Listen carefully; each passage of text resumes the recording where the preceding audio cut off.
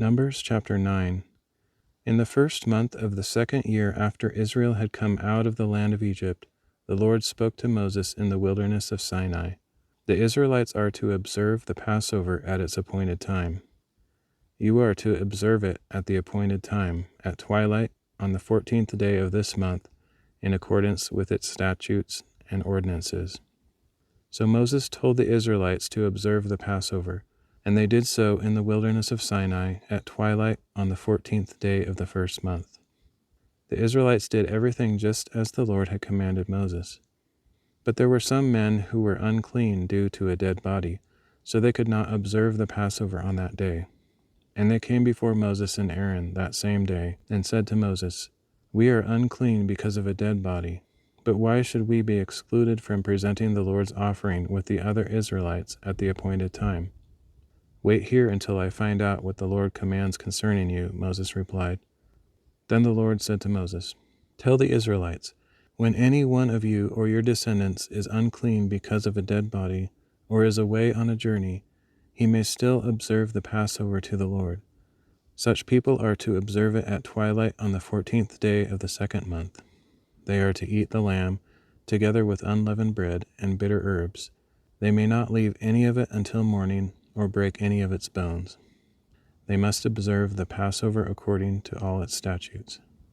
But if a man who is ceremonially clean and is not on a journey still fails to observe the Passover, he must be cut off from his people because he did not present the Lord's offering at its appointed time.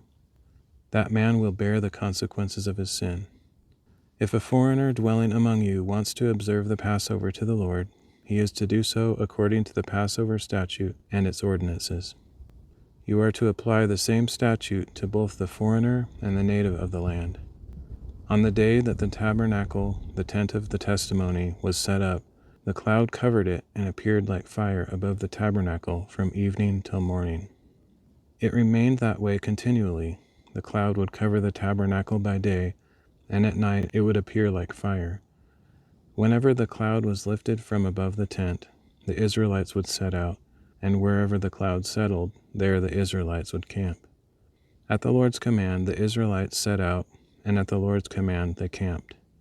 As long as the cloud remained over the tabernacle, they remained encamped. Even when the cloud lingered over the tabernacle for many days, the Israelites kept the Lord's charge and did not set out. Sometimes the cloud remained over the tabernacle for only a few days, and they would camp at the Lord's command and set out at the Lord's command. Sometimes the cloud remained only from evening until morning, and when it lifted in the morning, they would set out. Whether it was by day or by night, when the cloud was taken up, they would set out. Whether the cloud lingered for 2 days, a month, or longer, the Israelites camped and did not set out as long as the cloud remained over the tabernacle. But when it was lifted, they would set out. They camped at the Lord's command, and they set out at the Lord's command.